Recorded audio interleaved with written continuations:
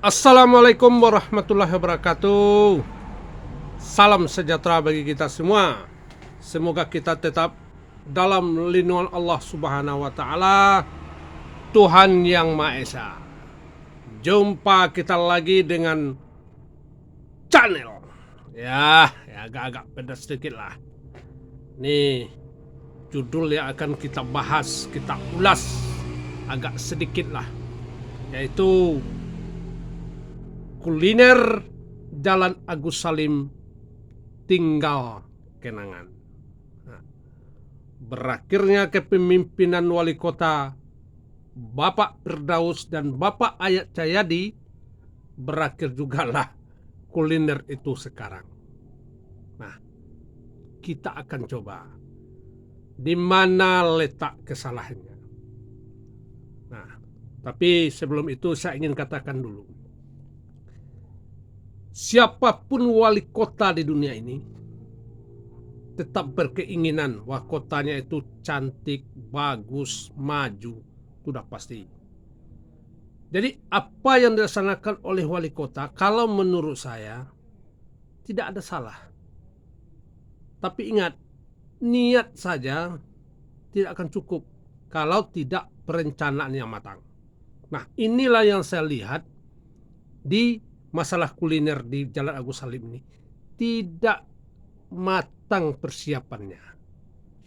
Nah, pertama, di mana letak kesalahannya? Dari awal, kuliner itu bukan di Jalan Agus Salim. Itu dulu.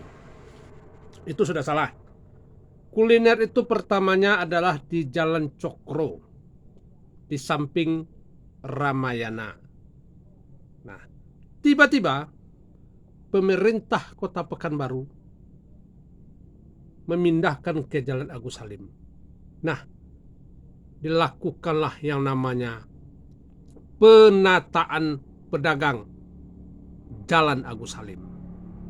Terjadilah pembongkaran waktu itu, ribut waktu itulah. Nah, pedagang tidak berdaya waktu itu. Tapi waktu itu saya sudah berpikir, kalaulah ini betul penataan, tentu pedagang ditata dengan baik.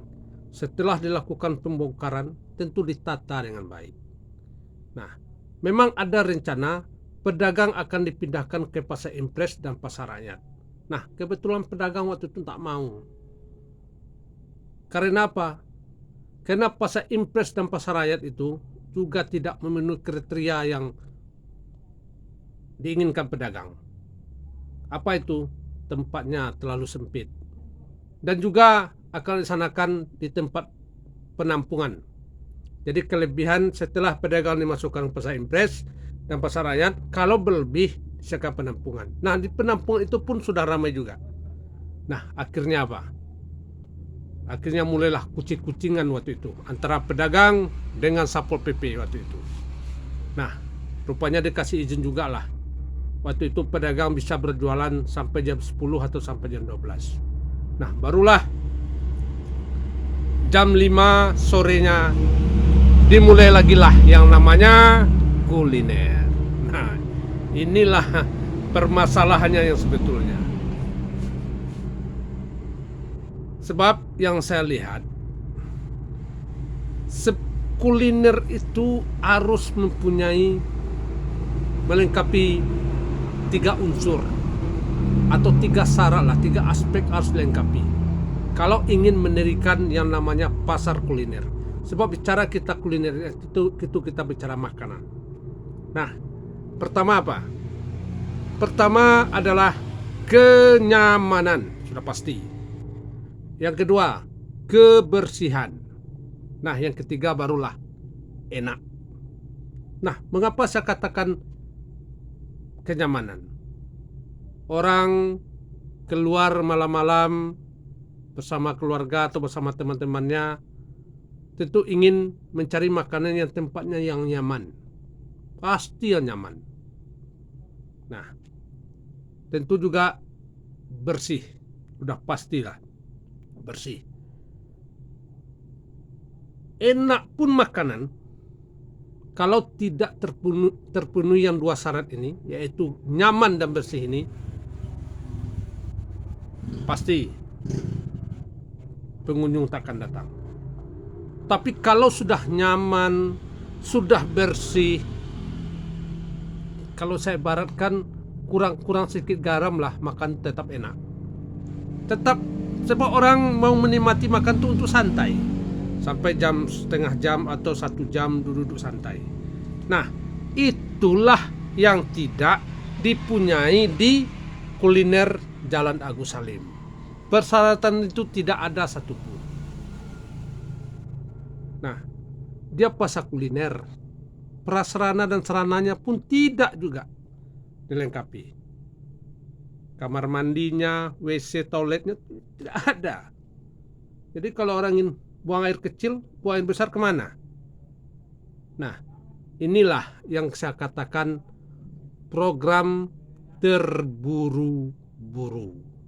Nah, kesalahannya pun di sana. Jadi berakhir kepemimpinan Bapak Firdaus, Bapak Ayat Jayadi, berakhirlah kuliner ini.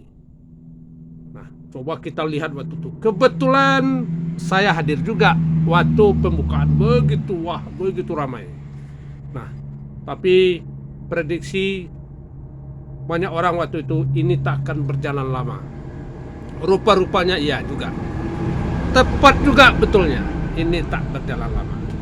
Sekarang kita lihat sudah tidak berjalan lagi yang namanya kuliner. Nah, inilah yang saya katakan jauh-jauh hari, kalaulah dari awal bermasalah, ke depannya sudah pasti bermasalah. Niat saja tidak cukup kalau tidak perencanaannya matang. Wali kota itu tidak salah.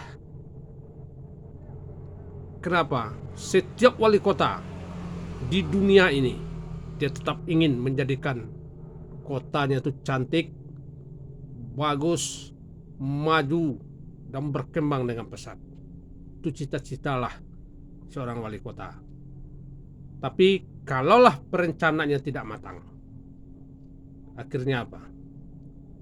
Akhirnya berantakanlah semua. Sekali lagi saya katakan, kuliner Jalan Agus Salim sekarang cuma tinggal kenangan. Nah, pertanyaannya adalah siapa yang bertanggung jawab tentang itu? Wali kotanya nggak ada lagi. Apakah kepala dinasnya? Nah, sekarang PJ ada. Nah, apakah PJ-nya bertanggung jawab? Setahu saya, PJ-nya nggak ada programnya ke sana. PJ-nya cuma melaksanakan program pertama, yaitu tentang kemanusiaan. Apa tentang kemanusiaan? Pembayaran honor insentif yang tunda bayar. Itu yang akan dilaksanakan oleh PJ.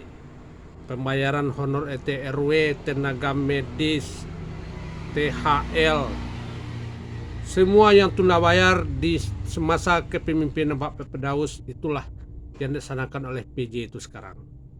Nah, untuk fisiknya PJ cuma prioritas adalah masalah banjir dan sampah. Tidak ada masalah kuliner. Tapi kita tetap tunggu apakah kuliner di Jalan Agus Salim ini akan tetap berjalan juga. Tapi sekarang kan ibaratnya kan, kalau saya berakan kan sudah mati ini, sudah nggak berjalan lagi. Nah, kita tunggulah apakah ada gebrakan dari PJ Wali Kota Pekanbaru ini untuk kuliner di Jalan Agus Salim ini. Sekali lagi saya katakan, bahagia warganya, maju kotanya. Itulah sebetulnya yang diinginkan oleh masyarakat Kota Pekanbaru. Cukup sekian dulu, lebih dan kurang saya mohon maaf. Kesempurnaan itu hanya milik Allah Subhanahu wa taala, Tuhan yang Maha Esa. Assalamualaikum warahmatullahi wabarakatuh.